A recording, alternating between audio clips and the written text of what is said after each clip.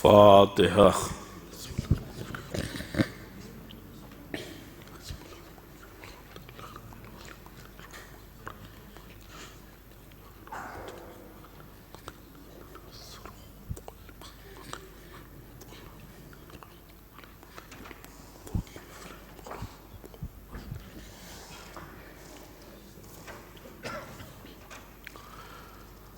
لا حول ولا قوة إلا بالله العلي العظيم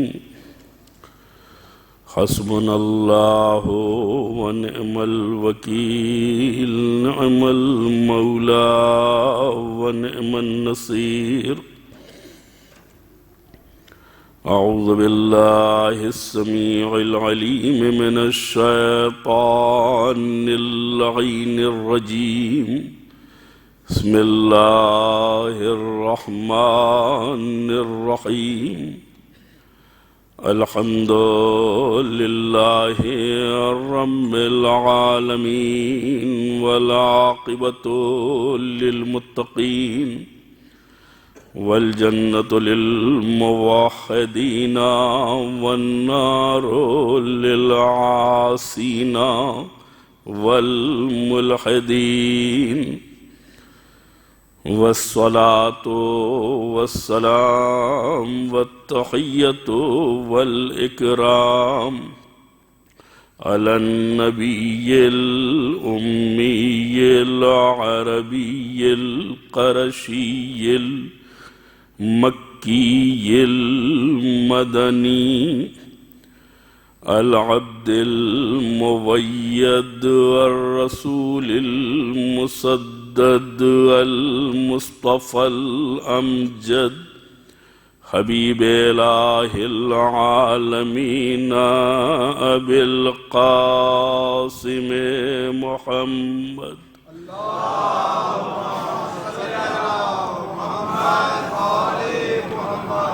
وآله الطيبين الطاهرين المعصومين المظلومين الذين أذهب الله عنهم الرجس وطهرهم تطهيرا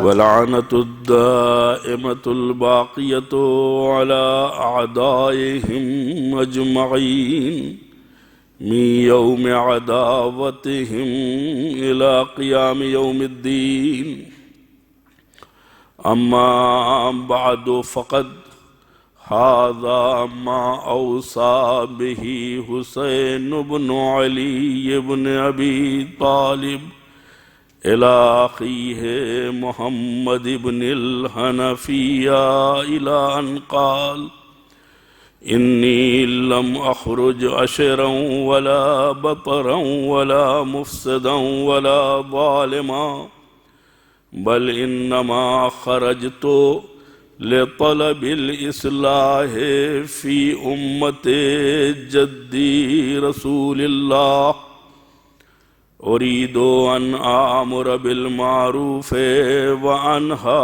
عن المنكر وأسير بسيرة جدي وأبي علي بن أبي طالب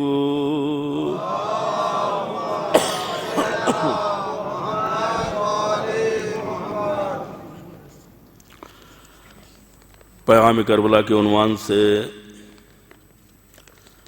سرکار سید الشہداء کی مشہور و معروف وصیت کے ذیل میں گفتگو سے پہلے آپ حضرات سے التماس ہے کہ خادم الحجاج جو آپ کے درمیان نہیں رہے خدا ان کی مغفرت کرے، ان کے ایصال ثواب کے لیے ایک سورہ فاتحہ 3 مرتبہ سورہ توحید کی تلاوت فرما دیں۔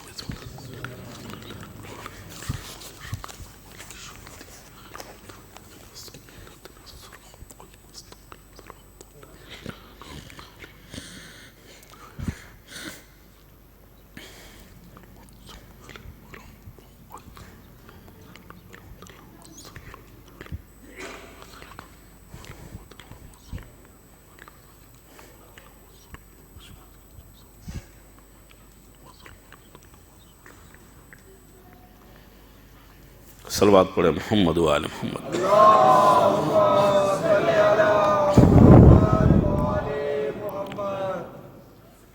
میں نے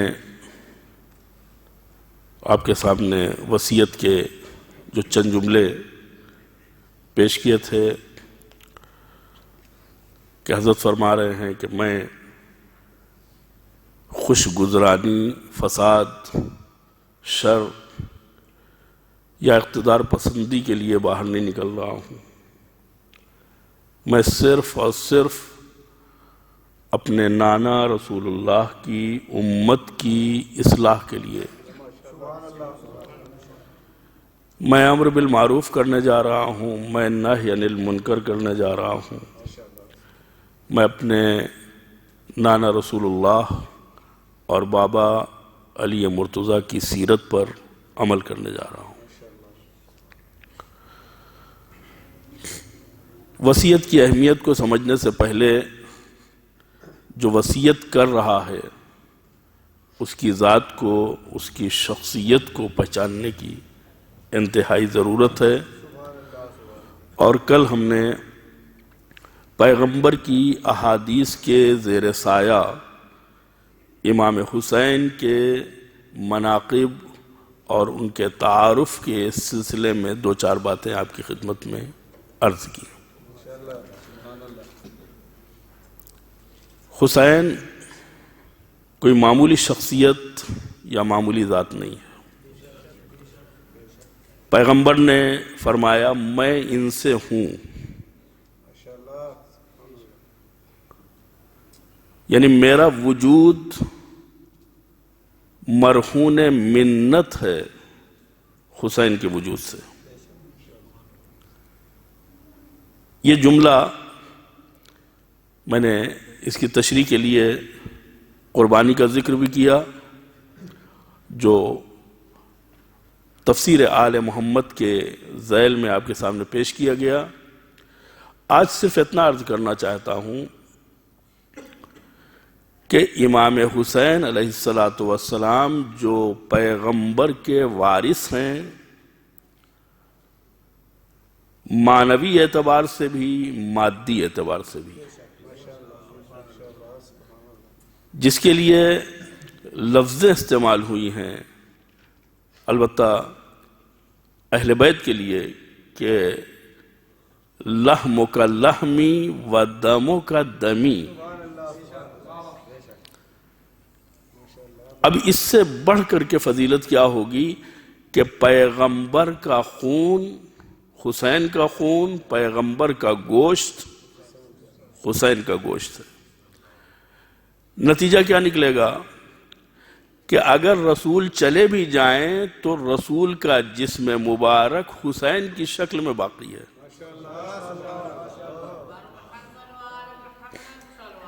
اللہ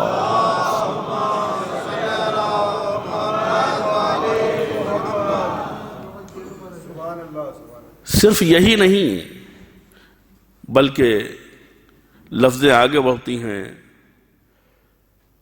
یُعْلِمُنِی ما یُعْلِمُهُمْ وَیَحْزُنَنِی ما یَحْزُنُهُمْ انا حرب لمن حاربهم وانا سلم لمن سالمهم۔ اس سے یہ پتہ چلتا ہے کہ ہمیں کیا کرنا چاہیے۔ بد نصیب ہیں وہ افراد جن کی سمجھ میں بعد رسول سیرت رسول نہیں سمجھ میں آتی ہے۔ جب پیغمبر یہ کہہ گئے ہیں کہ میں صرف سیرت نہیں چھوڑ کے جا رہا ہوں، میں اپنا بدن بھی چھوڑ کے جا رہا ہوں۔ آپ دوسری حدیثیں پڑھیں تو ان حدیثوں سے یہ اندازہ ہوتا ہے کہ کچھ ذوات ایسی ہیں جن کو پیغمبر اپنے جسم کا حصہ بتا رہے ہیں کہ یہ ہمارے بدن کا حصہ ہے، یہ ہمارے جسم کا حصہ ہے، یہ خون ہے، یہ ہمارے گوشت ہیں، یہ پوست ہے۔ اب ظاہر سی بات ہے کہ سیرت اگر خلاصہ ہوتی ہے تو سیرت کتابوں میں نہیں ملے گی، سیرت شخصیت میں ملے گی۔ لہذا ہر زمانے میں وہ بدن ہونا چاہیے، وہ جسم ہونا چاہیے، وہ قالب ہونا چاہیے جو سیرت پیغمبر کو کر کے بتائے۔ لہذا امام حسین نے ایک جملہ کہا کہ میں جا رہا ہوں اپنے نانا کی سیرت پر عمل کرنے کے لیے، یعنی اسی حدیث کی تصدیق کر رہے ہیں کہ تم نے اگر مجھے پہچان لیا ہوتا تو تم مجھ سے مطالبہ بیعت نہ کرتے۔ حضور مجھ سے ہیں، میں ان سے ہوں، وہ مجھ سے ہیں۔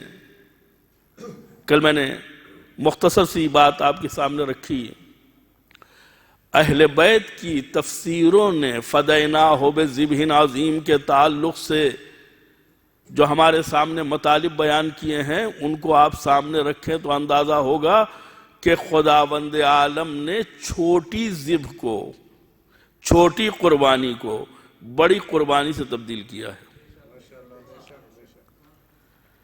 چھوٹی قربانی کیا ہے، بڑی قربانی کیا ہے، یہ خود حالات آپ کو بتا دیں گے، اس لیے کہ میں جسارت نہیں کر سکتا ہوں کہ نبی کی قربانی کو میں چھوٹی کہوں، امام کی قربانی کو میں بڑی کہوں، لیکن اگر قرآن عظیم کہے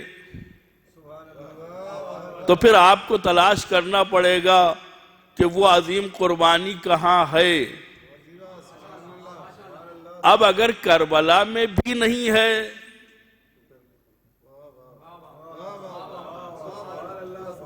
تو پھر کہاں ہے؟ اور اسی کے ساتھ ایک چیز اور بھی ہے کہ جس سے یہ اندازہ ہوتا ہے کہ خدا کا منشا کیا تھا، اس کی مرضی کیا تھی۔ ادھر جناب اسماعیل کے گلے پہ خنجر رکھا گیا، چھری چلائی گئی اور وہ مینڈھے میں قربانی تبدیل ہوئی اور وقتی طور پہ ملتوی ہو گئی۔ جناب اسماعیل ذبح ہونے سے بچ گئے۔ اب اس ذبح ہونے سے بچنے کی خوشی میں مسلمان کیا کرتا ہے؟ عید مناتا ہے۔ عید منانے کا مطلب کیا ہے؟ خوشی۔ اگر کہیں اس کا الٹا ہو گیا ہوتا، یعنی چھری اپنا کام کر چکی ہوتی، اسماعیل ذبح ہو گئے ہوتے، گلا کٹ چکا ہوتا، میں انصاف کا طالب ہوں، کیا پھر بھی مسلمان عید مناتا؟ کیوں منا رہا عید؟ اس لیے عید منا رہا ہے کہ نبی کا بیٹا بچ گیا۔ اب اگر نبی کا بیٹا بچ جائے تو عید منائی جاتی ہے، لیکن اگر نبی کا نواسہ شہید ہو جائے، بڑی عجیب و غریب منطق ہمارے سامنے پیش کی جاتی ہے کہ چونکہ سرکار سید الشہداء کو شہادت جیسی فضیلت جو ہر ایک کو نصیب نہیں ہوتی، چونکہ وہ فضیلت انہیں ملی، لہذا یہ مبارکباد کا موقع ہے اور یہ خوشی کا موقع ہے۔ تو میں ایک جملہ عرض کرنا چاہوں گا کہ اگر شہید ہونا فضیلت ہے تو شہادت سے محروم ہونا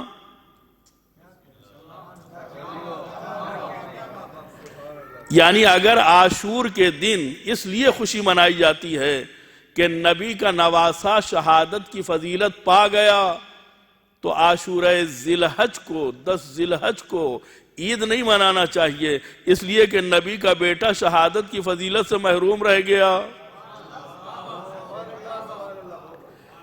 شہادت سے محروم رہ جائے اور شہادت سے انسان ہمکنار ہو جائے، دونوں جگہ خوشی منائی جائے، یہ بہرحال سمجھ میں آنے والی چیز نہیں ہے۔ اور ہم سے لوگ پوچھتے ہیں کہ قرآن میں کہاں لکھا ہے عزاداری کرنے کے لیے؟ رسول نے کب عزاداری کی ہے؟ پہلی بات تو ان کو سوال نہیں کرنا چاہیے، اس لیے کہ قرآن کا نزول، شریعت کا نزول پیغمبر کی سیرت، پیغمبر کی زندگی، یہ سب 50-60 سال پہلے، واقعہ کربلا 50-60 سال بعد میں ہے۔ لہٰذا بعد میں واقعہ جو ہونے والا ہے وہ پہلے کیسے ہو سکتا ہے؟ لیکن اس کے باوجود پیغمبر نے اس واقعے کو لوگوں کے سامنے پیش کر کے بتا دیا کہ ہو سکتا ہے یہ امت لجاجت کرے اور سیرت پیغمبر میں عزاداری کے پہلو تلاش کرے۔ لہٰذا آؤ ہم تمہیں بتائے دیتے ہیں، ابھی حسین پیدا نہیں ہوئے مجلس ہو رہی ہے، حسین پیدا ہو چکے مجلس ہو رہی ہے، صحابہ کے درمیان میں مجلس ہو رہی ہے، امہات المومنین کے درمیان میں مجلس ہو رہی ہے۔ تو ابھی تو حسین شہید بھی نہیں ہوئے جن کی شہادت کی بنیاد پہ مجلس ہو رہی ہے۔ اس کا مطلب یہ ہے کہ جب شہادت سے پہلے ہو سکتی ہے تو شہادت کے بعد کیوں نہیں ہو سکتی؟ خود عاشور کے دن ام المومنین ام سلمہ خواب میں دیکھتی ہیں کہ پیغمبر جن کے بال، جن کی داڑھی غبار آلود، پریشان حال، آستین چڑھی ہوئی، کہا نبی خدا آپ کی یہ کیا حالت ہے؟ کہا ام سلمہ تم آرام کر رہی ہو؟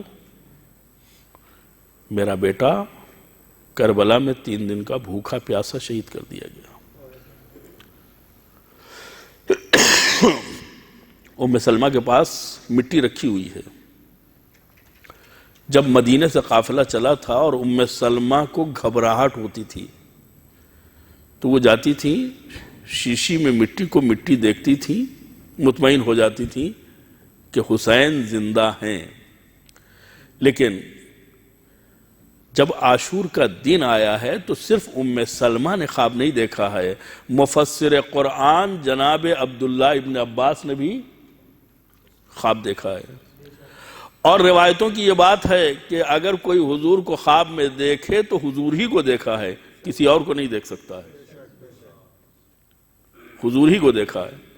تو اب اگر عاشور کے دن حضور کو ام سلمہ خواب میں دیکھ رہی ہیں یا عبداللہ ابن عباس خواب میں دیکھ رہے ہیں کہ پریشان حال ہیں، آستینیں چڑھی ہوئی ہیں، سر و ریش مبارک کے اوپر غبار پڑا ہوا ہے اور آپ کی آنکھوں میں آنسو ہیں، تو اب بتائیے سیرت پیغمبر عاشور کے تعلق سے اور عزاداری کے تعلق سے کیا ہو سکتی ہے؟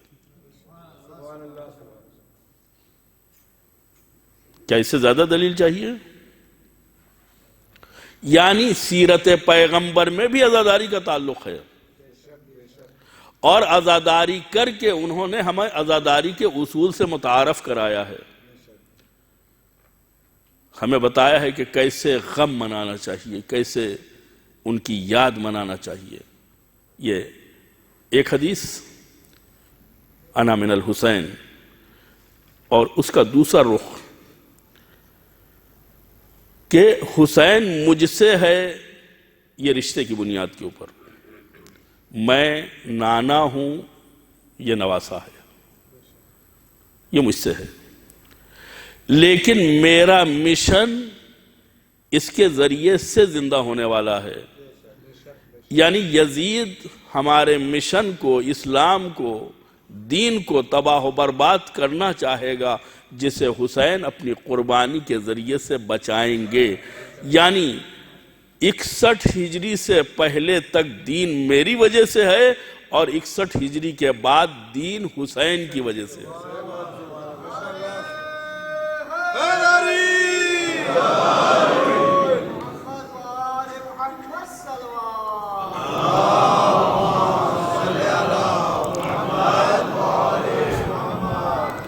اور یہی وجہ تھی کہ جب امام سجاد علیہ السلام سے پوچھا گیا کہ یہ بتائیے کہ اس معرکے میں جیتا کون اور ہارا کون؟ عجیب و غریب بات ہے۔ پہلی بات تو سوال ہی نہیں کرنا چاہیے، اس لیے کہ اب تک معیار یہی ہے، جو مارے وہ جیتتا ہے، جو مارا جائے وہ ہارتا ہے۔ لہذا جب دنیا نے اس معیار کو قبول کر لیا ہے تو آپ بھی کہہ دیجئے یزید جیت گیا، لیکن دل میں کچھ کسک ہے۔ کون جیتا؟ اب اگر امام فرما دیں کہ میرا باپ جیتا ہے تو لوگ یہی کہیں گے کہ کون اپنے آپ کو ہارا ہوا کہتا ہے۔ لہذا انہوں نے معیار بتا دیا۔ معیار کیا بتایا کہ دیکھو مسجدوں سے اگر اذانوں کی آوازیں آتی رہے تو سمجھنا کہ میرا باپ جیتا ہے، اور اگر مسجدوں سے اذانوں کی آوازیں آنا بند ہو جائیں تو سمجھنا یزید جیتا ہے۔ اب ظاہر سی بات ہے، انا من الحسین کو سمجھنا ہے تو اذان کی اس آواز سے سمجھنا ہوگا 61 ہجری سے پہلے کیا معاملہ تھا، 61 ہجری کے بعد کیا ہے۔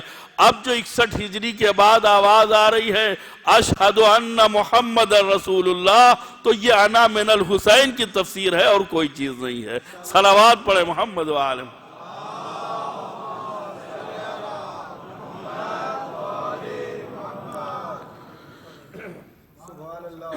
ایک حدیث پیغمبر کی، آج مسلمان جو بھی عمل کرتا ہے، جو بھی زحمتیں اٹھاتا ہے، اس کی صرف ایک خواہش ہے، فلاح، کامیابی، نجات، یا دوسری لفظوں میں جنت۔ یہ جنت آسان کام نہیں ہے، البتہ بہت زیادہ مشکل بھی نہیں ہے، اس لیے کہ بغیر محنت کے جہنم بھی حاصل نہیں ہوتا ہے۔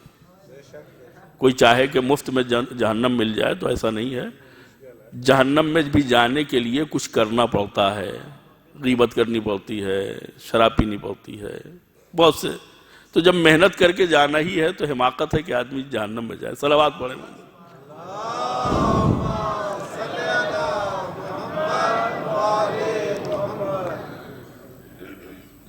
انسان جنت کا خواہش مند ہے، حضور کے قریب بیٹھتا ہے تاکہ ان کے جسم سے برکت حاصل ہو جائے، مسجد میں زیادہ سے زیادہ نماز پڑھتا ہے، خانہ کعبہ میں زیادہ سے زیادہ طواف کرتا ہے۔ اب غور کیجئے گا تو نتیجہ یہی نکلے گا کہ یہ بیچارہ جنت میں جانے کے لیے پریشان ہے، اور کچھ تو اتنے اتاولے ہیں کہ اپنی طبیعی عمر کا بھی انتظار نہیں کرتے، سینے میں باندھ کے پھٹ جاتے ہیں، کمر پہ باندھ کے پھٹ جاتے ہیں، جنت جا رہے ہیں۔ ان کو یہ پتہ نہیں ہے کہ جنت کا ایڈریس، اس لیے کہ اگر جنت کا پتہ نہیں معلوم ہے تو انسان آگے پیچھے، آج الیکٹرانک کا زمانہ ہے، ایک نمبر سے نہ جانے کتنا فرق آ جاتا ہے۔ اگر کہیں خدا نہ خواستہ تھوڑا سا بھی فرق ہو گیا، پیغمبر فرماتے ہیں کہ تمہیں جنت جانا ہے، ہم تمہیں ایڈریس بتاتے ہیں، الحسن والحسین سیدہ شباب اہل الجنہ۔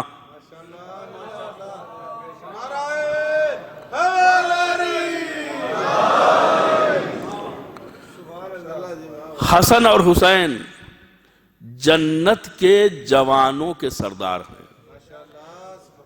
آپ نے یہ حدیث سنی، ایسی حدیث ہے کہ جس میں کسی قسم کی کوئی شک و شبہ کی گنجائش نہیں ہے، سب نے اسے تسلیم کیا ہے۔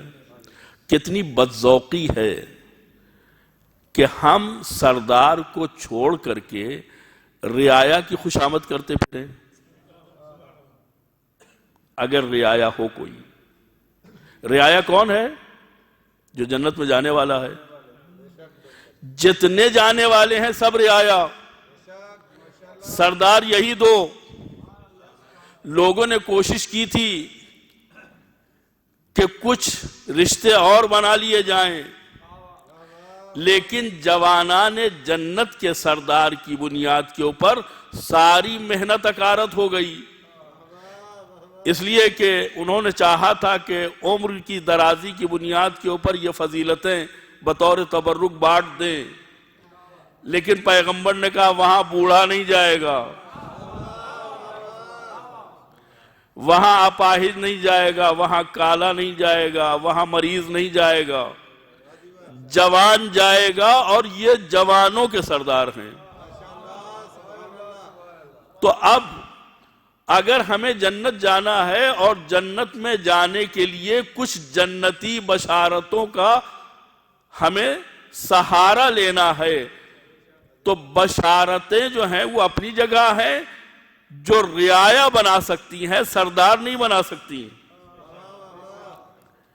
اگر کسی کے بارے میں پتہ بھی چل جائے کہ یہ صاحب جنت میں جانے والے ہیں، نہ جانے کتنے افراد ہیں ہماری نگاہ میں جو مسجدوں میں دیر تک بیٹھتے ہیں، اوراد و اذکار پڑھتے ہیں، تسبیحیں نکالتے ہیں، تلاوت آیات کرتے ہیں، اور نہ جانے کتنی دعائیں پڑھ کر کے خود اپنے اوپر دم کرتے ہیں، دوسروں کے اوپر دم کرتے ہیں، ہمیں یقین ہو جاتا ہے یہ جنتی آدمی ہے۔ لیکن جنتی ہونے کا یہ مطلب نہیں ہے کہ یہ جنت میں جانے میں ہماری بھی مدد کر پائے گا۔ اس کی فضیلت صرف اتنی ہے کہ یہ خود جنت میں چلا جائے گا، یعنی جہنم سے بچ جائے گا۔ امت نے بہت ڈھونڈا، بہت تلاش کیا، آپ دیکھیں ہزاروں اور لاکھوں کی تعداد میں 10 ایسے ملے۔ البتہ میں ان روایتوں کے اوپر یقین نہیں کرتا ہوں، لیکن چونکہ لوگ مانتے ہیں لہذا میں کہہ رہا ہوں کہ 10 ایسے ملے جن کے بارے میں پیغمبر سے یہ بشارت نقل کرا دی گئی کہ یہ جنتی ہیں۔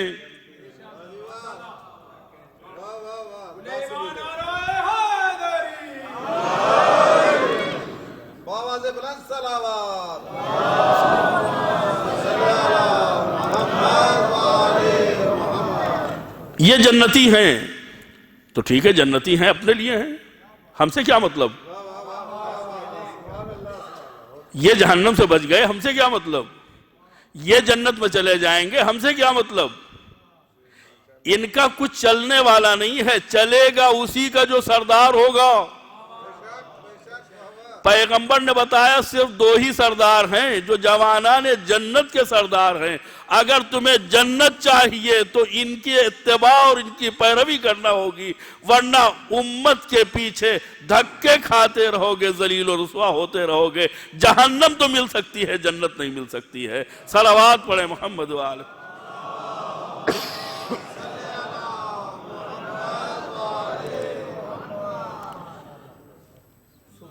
اب ظاہر سی بات ہے یہ جب جنت کے سردار ہیں تو جنت کے سردار ہونا اور جنت کی رعایا ہونا دونوں فرق ہے۔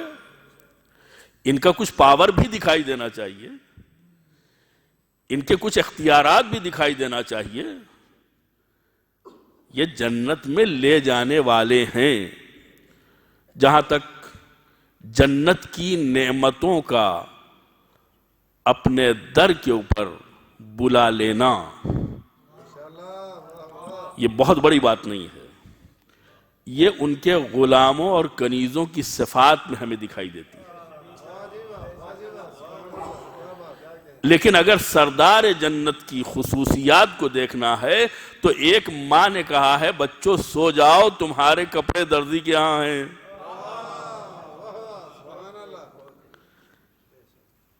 اب جو کپڑے آئے تو پیغمبر نے بعد میں بتایا کہ یہ رضوان جنت تھا۔ آنے والے نے پہلے بتایا منا خیاط الحسنین، میں حسن اور حسین کا درزی ہوں۔ درزی کہلانے کے لیے کپڑا سلنا ضروری ہے، ورنہ اگر معاذ اللہ رضوان جھوٹ بولنے لگے تو پھر بھروسہ کس پر کیا جائے گا؟ اس لیے کہ رضوان ہے، وہ کیا جانے بیچارہ کپڑا سلنا۔ لیکن صدیقہ کی زبان سے نکلا صرف معاملہ کپڑے کا نہیں ہے، وہ تو فضا اگر دعا کر دیتی، اس لیے کہ کئی مرتبہ نعمات جنت کنیزوں کی دعا کی بنیاد کے اوپر حاضر ہوا ہے۔ جنتی میووں کا اپنے دروازے پر، اپنے گھر میں، اپنی جانواز کے پاس بلا لینا یہ بہت بڑا کام نہیں ہے۔ اصل کام یہ ہے کہ جس نے اپنے اختیارات کا مظاہرہ کیا ہے۔ اگر ماں نے کہا ہے درزی تو درزی کا لفظ استعمال ہوتا ہے۔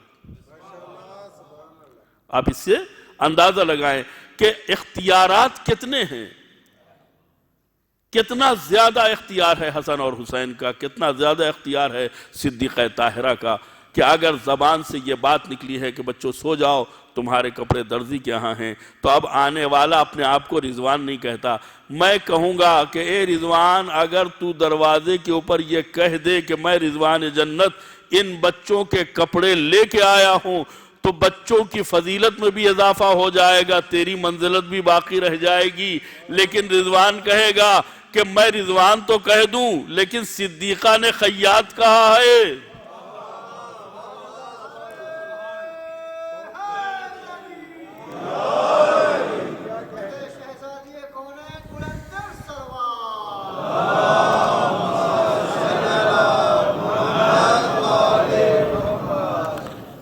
کتنا تلاطم برپا ہوا، کتنا انقلاب آیا، جنت خیاط خانہ بنا، رضوان جنت درزی بنا، تو صحیح کہ جو سیدہ نے کہا ہے وہ صحیح ہو کر کے اس کے در کے اوپر جائے۔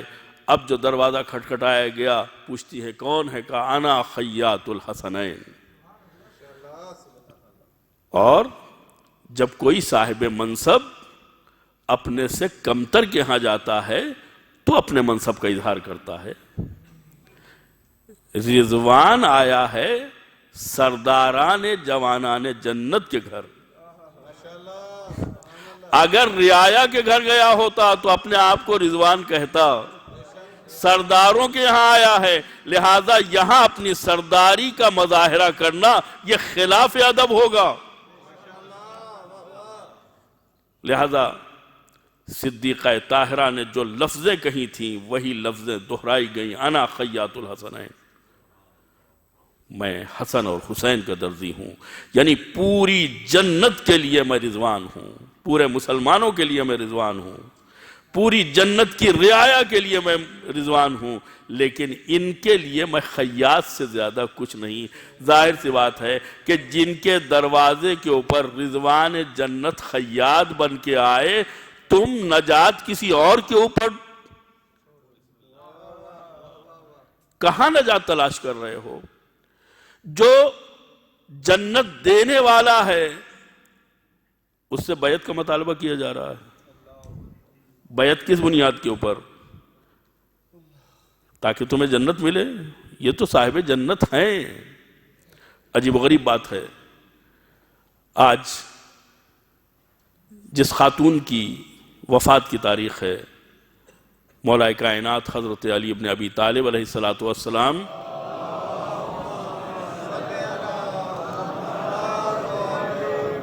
کی والدہ محترمہ جناب فاطمہ بنت اسد علیہ السلام، آپ دیکھیں کہ جن کے بچے جنت کے مالک ہیں، ان کے بزرگوں کے تعلق سے عذاب کی روایتیں گڑھ گڑھ کے پیش کی جا رہی ہیں کہ ان کے دادا یا ان کے بزرگ معاذ اللہ جہنم میں کس طریقے سے جل رہے ہیں۔ سب سے پہلی چیز تو یہی ہے کہ سارا کفر ایمان کا معاملہ ابو طالب ہی کے لیے کیوں؟ ایک سوال ہے، صرف علی کے باپ کے بارے میں ایمان اور کفر کی بحث کیوں ہو رہی ہے؟ بہت سے باپ ہیں،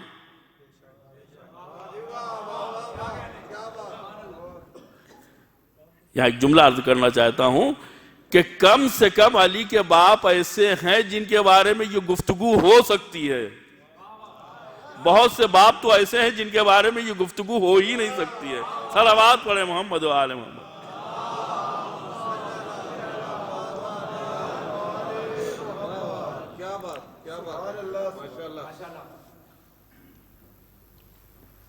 روایتوں میں ہے کہ پیغمبر قبرستان سے گزر رہے تھے،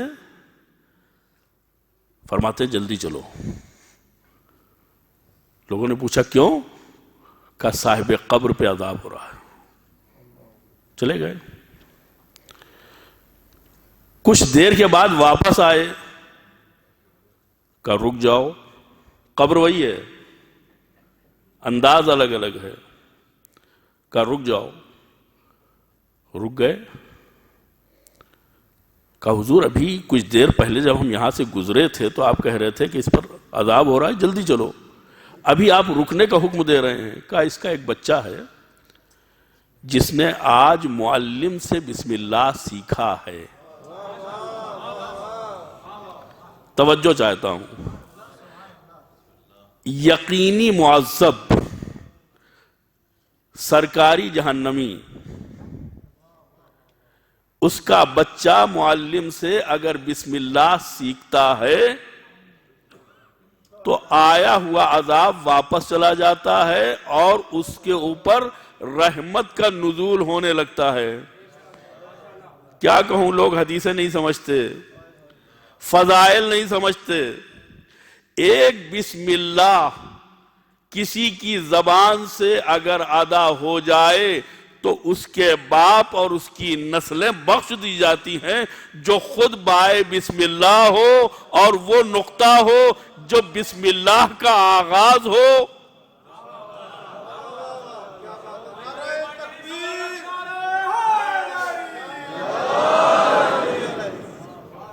اس کے بارے میں گفتگو ہو رہی ہے.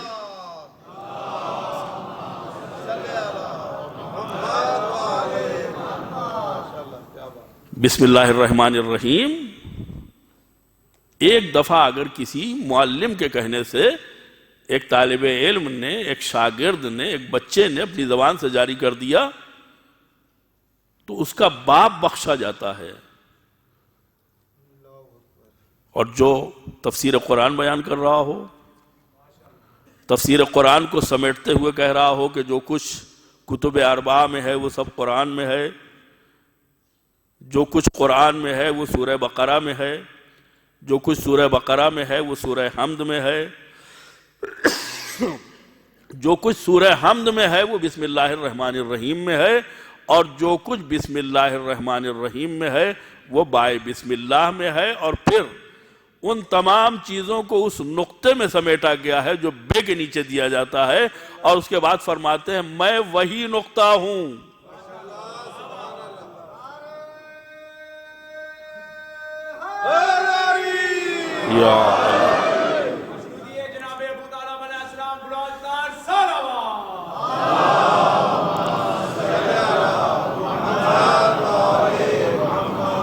اب ظاہر سی بات ہے کہ اس سے بغض و عناد ہی کی بو آتی ہے اور کچھ نہیں آتی، کہ انسان کسی بھی صورت سے ایمان کو دیکھنا ہی نہیں چاہتا ہے، اس لیے کہ اینک کا رنگ بدلا ہوا ہے.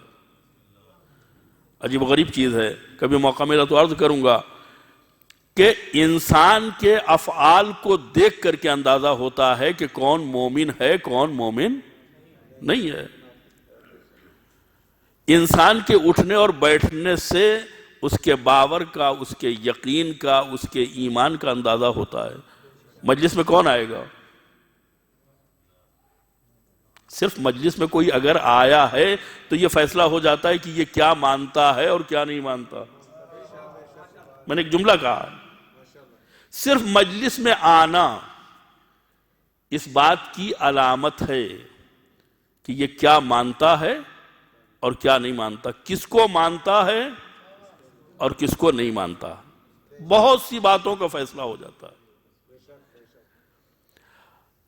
ابو طالب جو پیغمبر کے کفیل ہیں، مجھے تفصیل میں نہیں جانا ہے، ان کے تعلق سے دو چچا کا عمل ہے.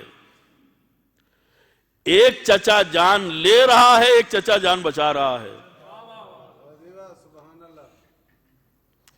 ابو لہب جان کا دشمن، ابو طالب جان کے محافظ، اور صرف محافظ ہی نہیں کہ بھتیجے کو بچانا چاہتے ہوں، اپنے بیٹوں کو قربان کرنے کا جذبہ رکھتے ہیں میرا بیٹا ذبح ہو جائے، میرا بیٹا شہید ہو جائے، لیکن اللہ کا رسول بچ جائے۔ اب ظاہر سی بات ہے کہ ایک مسلمان کو دونوں کا عمل ایک جیسا دکھائی دے، عجیب و غریب بات ہے۔ نہ ابو سفیان کا اسلام آج تک ہمیں سمجھ میں آیا، نہ ابو طالب کا کفر سمجھ میں آیا، اس لیے کہ وہاں زور اس بات کے اوپر ہے کہ ان سے بڑا مسلمان کوئی نہیں ہے، اور یہاں زور اس بات کے اوپر ہے کہ انہوں نے کلمہ نہیں پڑھا۔ کلمہ اس کا مطلب یہ ہے کہ باقاعدہ رجسٹریشن آفس میں جا کر کے سائن کرنا پڑے گا، تب جا کر کے ان کے ایمان کی سند اور ان کو سرٹیفکیٹ ملے گا۔ یہی بات ہے نا۔ آپ دیکھیں اس کے لیے روایتیں گڑھی گئی کہ حتیٰ جس وقت آپ کی وفات ہو رہی تھی بالکل آخری مرحلے میں، مورخ کہاں پہنچ گیا؟ اتنا باریک بین، اتنا دقیق، ایک مرتے ہوئے شخص کے اندر کتنی طاقت ہوتی ہے، اس کی زبان، اس کے ہونٹ کتنے اس کے اختیار میں ہوتے ہیں، اس کی آواز کتنی ہوتی ہے کہ کسی کے کان تک پہنچ جائے، لیکن مورخ لگا ہوا ہے اس لیے کہ اسے گواہی دینا ہے کہ ابو طالب نے کلمہ نہیں پڑھا۔ تو ابو طالب کے بیڈ روم میں مورخ پہنچ گیا، ابو طالب کے پاس پہنچ گیا، بالکل آخری لمحے میں، جب رشتہ داروں کے علاوہ کوئی قریب نہیں ہوتا، بالکل آخر وقت میں پیغمبر سے یہ بھی کہلوا دیا کہ اب تو جا ہی رہے ہو، پڑھ لو۔ لیکن ابو طالب نے انکار کر دیا۔ عزیزو، یہ مورخ ایسا چالاک ہے کہ جب کسی چیز کو دیکھنا چاہتا ہے، گواہی دینا چاہتا ہے، تو ابو طالب کے بیڈ روم میں پہنچ جاتا ہے، نہیں سمجھنا چاہتا ہے تو غدیر کی بھری دوپہر میں بھی اس کو من کنت مولاہو کا اعلان سمجھ میں نہیں آتا ہے۔ صلوات پڑھیں محمد وآلہ۔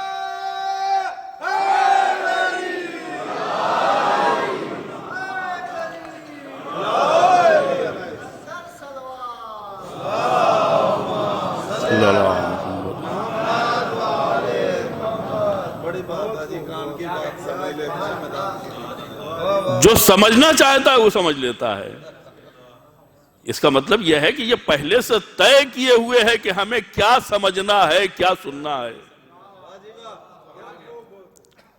غدیر کی بھری دوپہر میں پیغمبر نے سب کے سامنے پورے خطبے کو مد نظر رکھتے ہوئے آپ اس اعلان کو دیکھیے، جس کا میں مولا ہوں اس کے یہ علی مولا ہیں۔ پیغمبر فرما رہے ہیں۔ اب مولا کے معنی میں اختلاف، اس لیے کہ حدیث سے انکار نہیں کر سکتے ہیں۔ حدیث اتنی واضح ہے کہ اتنی زیادہ واضح کوئی دوسری حدیث ہو ہی نہیں سکتی، لیکن مولا کے معنی میں فرق ہو گیا۔ یہاں پہ ایک جملہ عرض کر دوں کہ پیغمبر نے یہ فرمایا ہے کہ جس کا میں مولا ہوں۔ اب تم کیا سمجھتے ہو؟ پیغمبر کو کس معنی میں مولا سمجھتے ہو؟ جس معنی میں پیغمبر کو مولا سمجھتے ہو اسی معنی میں علی کو مولا سمجھنا پڑے گا۔ اب تم فیصلہ کرو کہ تم کس معنی میں لیتے ہو، اس لیے کہ جس معنی میں پیغمبر ہیں اسی معنی میں علی ہے۔ اب اگر پیغمبر حاکم ہے تو علی حاکم، پیغمبر مالک ہے تو علی مالک، پیغمبر چچازاد بھائی ہیں تو علی چچازاد بھائی، پیغمبر معاذ اللہ غلام۔ کیا مطلب ہے اس کا؟ جس معنی میں پیغمبر نے اپنے آپ کو مولا کہا ہے اسی معنی میں علی مولا ہے۔ اعلان ہوتا ہے لیکن کان میں آواز نہیں جاتی ہے۔ ہزاروں اشکالات، ہزاروں استدلالات، جانا جنت میں ہے لیکن ایڈریس وہ نہیں چاہیے جو پیغمبر نے بتایا ہے۔ انہی کی زوجہ کا نام ہے فاطمہ بنت اسد۔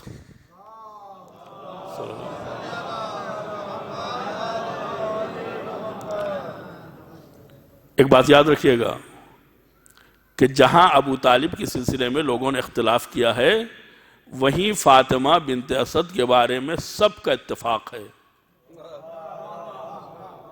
کسی نے کوئی جھگڑا نہیں اٹھایا ہے، کسی نے شک بھی ظاہر نہیں کیا، بالکل مومنہ، صاحب ایمان، صاحب تقوی، ان کے ایمان اور تقوی اور زہد میں کوئی ذرہ برابر شک نہیں ہے۔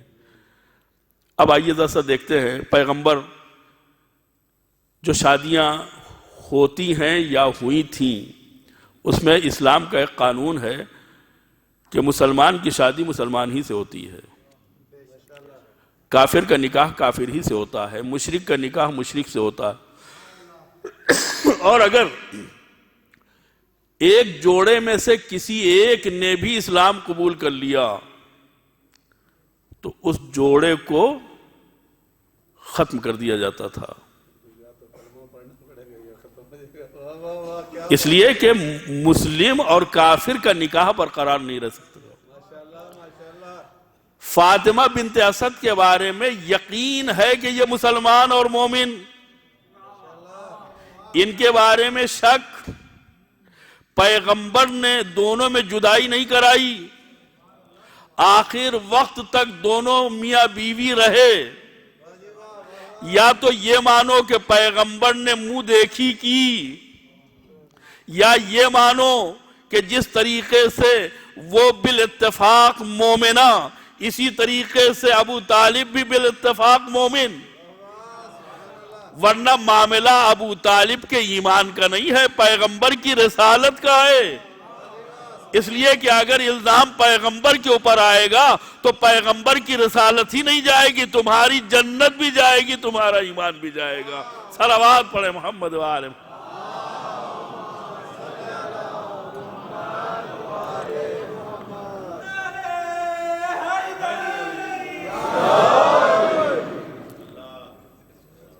فاطمہ بنت اسد کا ایمان، آئی ہے خانہ کعبہ میں، رب انی مؤمنۃ بک وبما جاء من عندک من رسل و کتب، میں تجھ پر ایمان رکھتی ہوں اور تیری طرف سے آنے والے رسولوں کے اوپر، تیری طرف سے نازل ہونے والی کتابوں کے اوپر ایمان رکھتی ہوں۔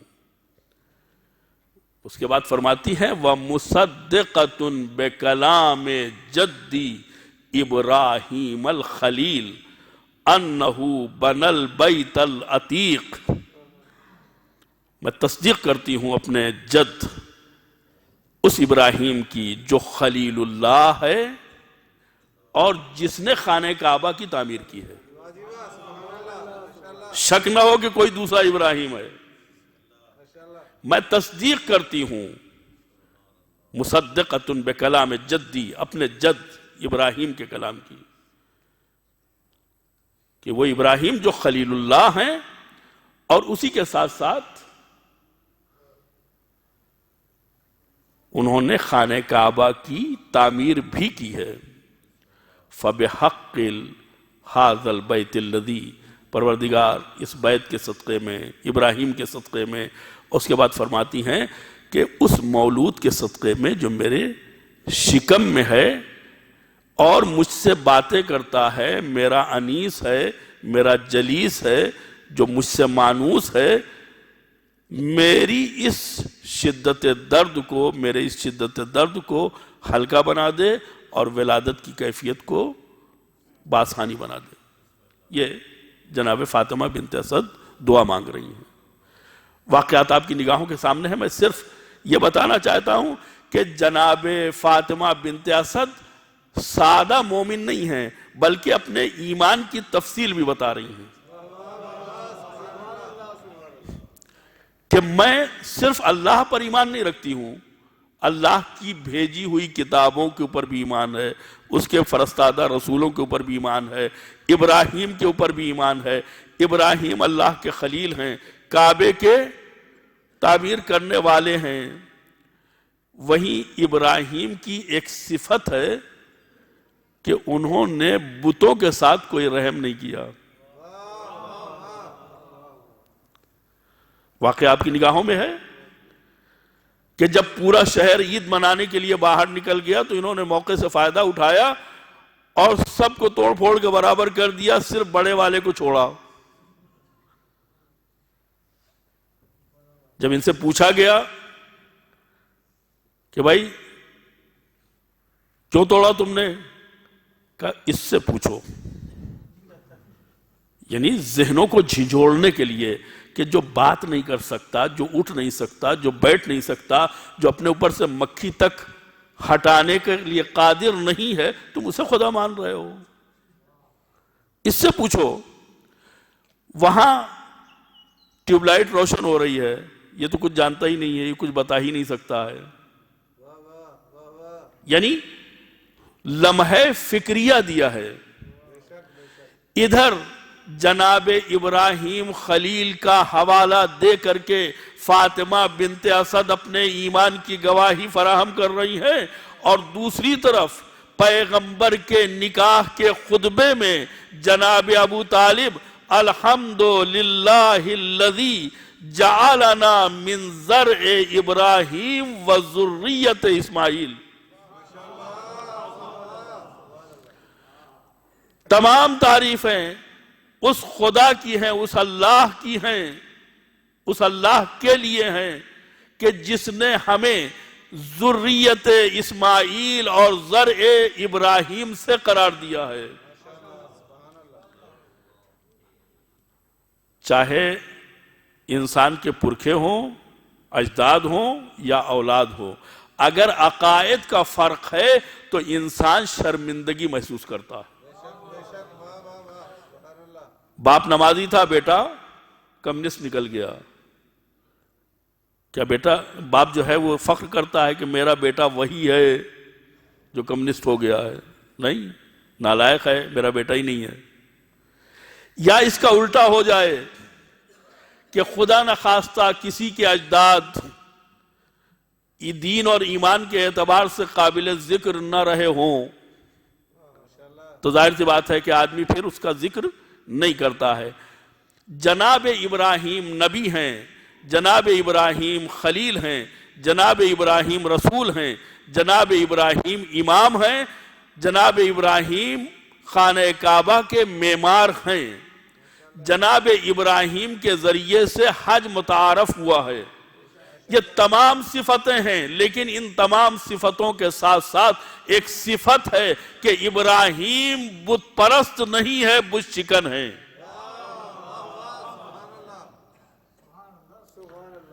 بت شکنی ان کا امتیاز ہے۔ بیوی بھی بت شکن ابراہیم کے اوپر فخر کر رہی ہے، شوہر بھی بت شکن ابراہیم کے اوپر فخر کر رہا ہے۔ اور صرف یہی نہیں بلکہ اس مولود کا بھی حوالہ دیا جا رہا ہے کہ ابراہیم کے ہاتھ سے تو بڑا والا بچ بھی گیا تھا، میرے شکم میں تو وہ ہے کہ جس سے نہ چھوٹا بچنے والا ہے نہ بڑا بچنے والا۔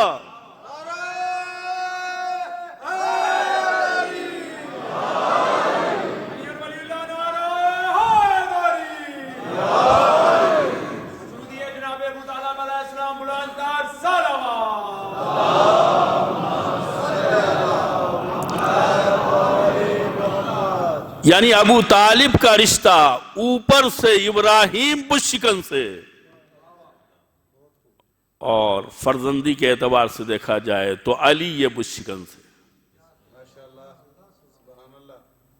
اور آپ دیکھیں گے تو اندازہ ہوگا کہ جناب ابراہیم کی فرزندی میں ہونا اپنے لیے باعث فخر بیان کر رہے ہیں کہ ہم ذریت ابراہیم، ذریت اسماعیل سے ہیں۔ اس لیے کہ اگر یہ قابل فخر معاملہ نہ ہوتا تو میں اس کا حوالہ نہ دیتا۔ صلوات پڑھیں محمد والہ۔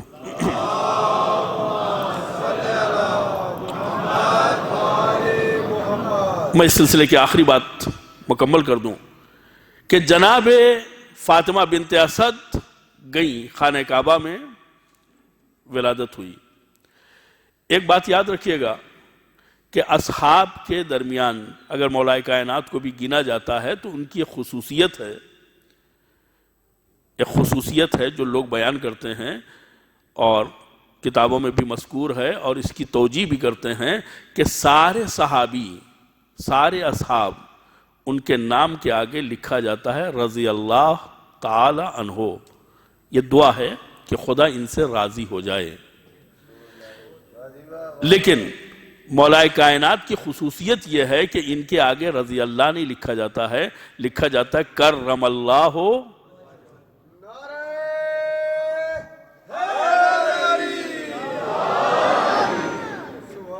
کرم اللہ وجہہ. کا کیا مطلب ہے؟ یہ انہی کی کتابوں میں ہے، ہم نہیں مانتے ہیں، ان کی کتابوں میں ہے. کیا وجہ ہے؟ وجہ یہ ہے کہ خدا نے ان کے چہرے کو اتنی کرامت بخشی ہے کہ کبھی یہ غیر خدا کے سامنے جھکا ہی نہیں. حتیٰ یہ بھی روایت میں ہے ان کے ہاں کہ حتیٰ فاطمہ بنت اسد جب حاملہ تھی معاذ اللہ اور وہ غیر خدا کو سجدہ کرنا چاہتی تھی تو علی ابن ابی طالب ماں کے شکم میں نقل قول کر رہا ہوں غلط فہمی نہ ہونے پائے، ماں کے شکم میں اتنا بے چین ہو جاتے تھے کہ وہ غیر خدا کو سجدہ نہیں کر پاتی تھیں. یہ انہوں نے روایت میں لکھا ہے جو میں نقل قول کر رہا ہوں. یعنی اس کا مطلب یہ ہوا کہ علی کی وحدانیت، علی کی توحید ماں کے شکم میں اتنی مضبوط تھی کہ اگر ماں غیر خدا کے سامنے سر بسجود ہونا چاہتی تھی معاذ اللہ، جو ہم نہیں مانتے ہیں، تو علی نہیں جھکنے دیتے تھے. یعنی علی اتنے بڑے موحد کا نام ہے کہ پیدا ہونے سے پہلے انہوں نے ماں کو کسی کے سامنے جھکنے نہیں دیا. یہ بات یاد رہے. کرم اللہ ہو وجہہ کا مطلب کیا ہوا کہ ان کا چہرہ کبھی جھکا ہی نہیں. حتیٰ اگر وہ شکم مادر میں بھی تھے اور وہ جھکنا چاہتی تھی تو آپ جھکنے نہیں دیتے تھے. اگر کرم اللہ وجہہ کا یہی مطلب ہے تو اب جب رسول اسلام کا اعلان کریں تو فہرست جب بنانا کہ کون کب اسلام لایا ہے تو اب علی کو نہ بزرگوں میں رکھنا نہ بچوں میں رکھنا، اس لیے کہ اسلام وہ لاتا ہے جو پہلے مسلمان نہ ہو. یا تو کرم اللہ وجہہ کی تفسیر چھوڑ دو، اور جب یہ مان گئے کہ پیٹ میں بھی یہ موحد تھے تو پھر یہ مان لو کہ دنیا میں ایمان لانے والوں کی فہرست میں علی کا نام نہیں لکھا جا سکتا ہے، اس لیے کہ ایمان وہ لاتا ہے جو پہلے سے مومن نہ ہو. جو پہلے سے کل ایمان ہو اس کو ایمان لانے کی ضرورت نہیں ہوتی ہے، اس کے ذریعے سے لوگ ایمان قبول کرتے ہیں. صلوات پڑھیں محمد.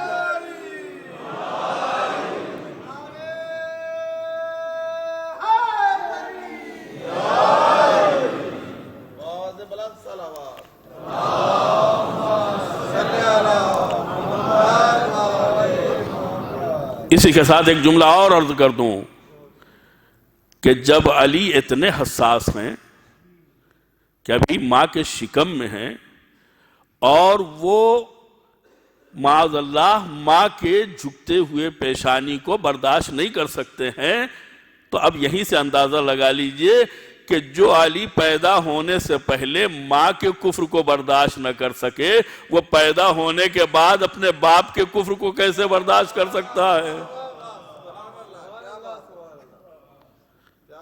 اس لیے کہ یہ وہ ہیں جو ایمان لاتے نہیں ہیں بلکہ ان کا عمل انسان کے ایمان میں اضافہ کرتا ہے.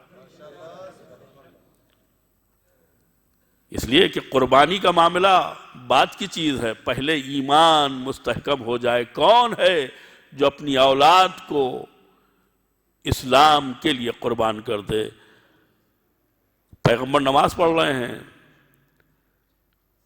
جعفر کھڑے ہوئے ہیں، پوچھتے ہیں کہ تم کیوں نہیں گئے ہو؟ تم کیوں نہیں گئے ہو نماز پڑھنے کے لیے؟ کیسا کافر ہے یہ جو اپنے بچوں کو اسلام سکھا رہا ہے؟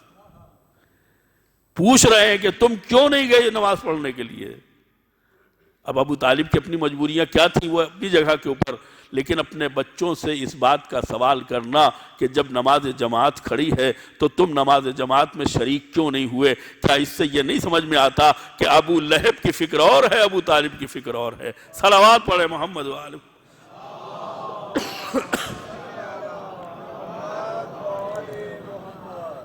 ابو طالب جن کی زوجہ کی وفات کی تاریخ ہے، پیغمبر نے جب سنا آج ہی کے دن مولا کائنات روتے ہوئے آئے اور کہا کہ والدہ کا انتقال ہو گیا، تو فرماتے ہیں کہ یہ صرف تمہاری والدہ نہیں تھی، میری بھی والدہ تھی،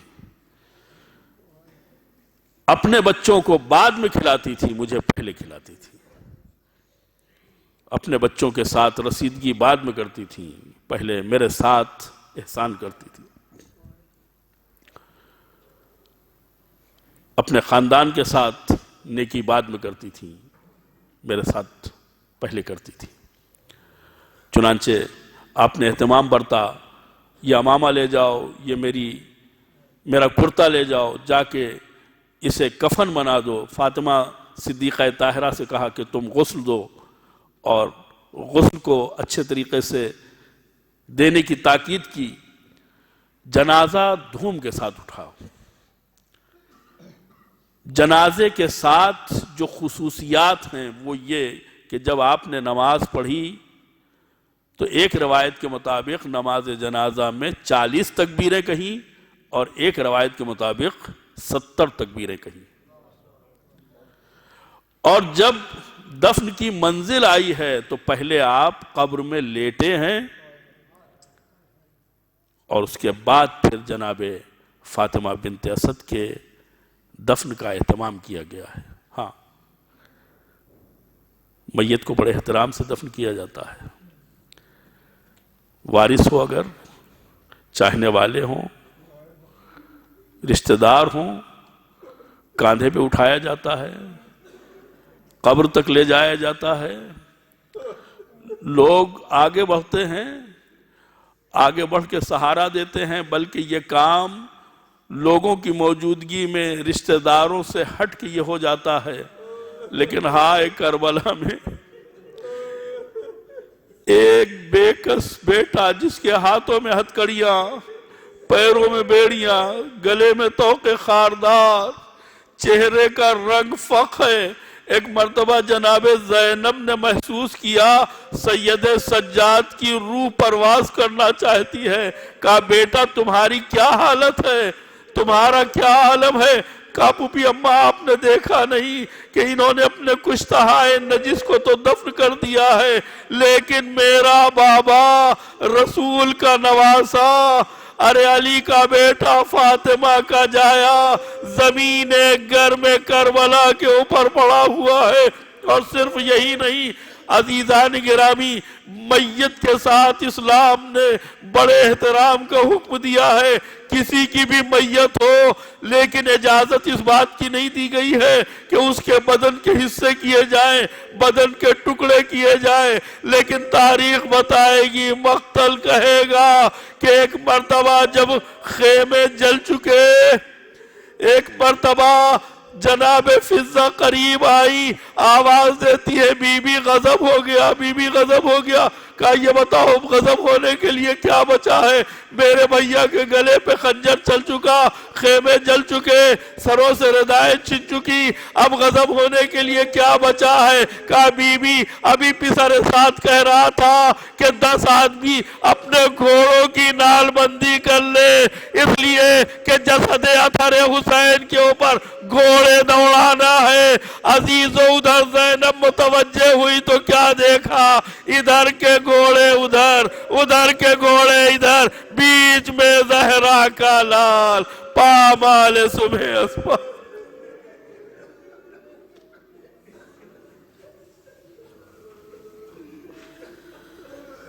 سيعلم الذين ظلموا أي منقلب ينقلبون إنا لله وإنا إليه راجعون۔ الہی بحق الزہرا و ابیہا و بعلہا و بنیہا و بحق الائمۃ التسعۃ الطاہرین من ذریۃ الحسین علیہ الصلاۃ والسلام فاستجب دعانا واقضی حاجاتنا برحمتک یا ارحم الراحمین۔ پروردگارہ ہمارے اس عمل کو اپنی بارگاہ میں قبول فرما، توفیقات میں اضافہ فرما، بیماروں کو بحق بیمار کربلا شفاء کامل و عاجل عنایت فرما، مرحومین کی مغفرت فرما۔ مالک ہمیں اس وقت تک موت نہ دینا جب تک کہ تیری ذات اور ہمارے زمانے کا امام ہم سے راضی و خوشنود نہ ہو جائے۔ مالک دنیا میں ہمیں زیارت محمد و آل محمد اور آخرت میں ان کی شفاعت نصیب فرما۔ پرچم اسلام کو سربلند فرما، پرچم کفر و نفاق و الحاد کو سرنگوں فرما، علماء اعلام اور مراجع کرام کی حفاظت فرما، مزارات مقدسہ کی حفاظت فرما، اہل بیت کے چاہنے والے گوشہ و کنار دنیا میں جہاں کہیں بھی ہوں ان کی جان و مال عزت و ناموس کی حفاظت فرما۔ پروردگارہ امام زمانہ کے ظہور میں تعجیل فرما، ہم سب کو ان کے ناصر و مددگاروں اور غلاموں کی فہرست میں شامل فرما۔ جملہ مومنین و مومنات کے ساتھ مرحوم و مغفور خادم الحجاج ایاز حسین ولد محمد بوٹا خان کی روح کو ایک سورہ فاتحہ ایصال فرما۔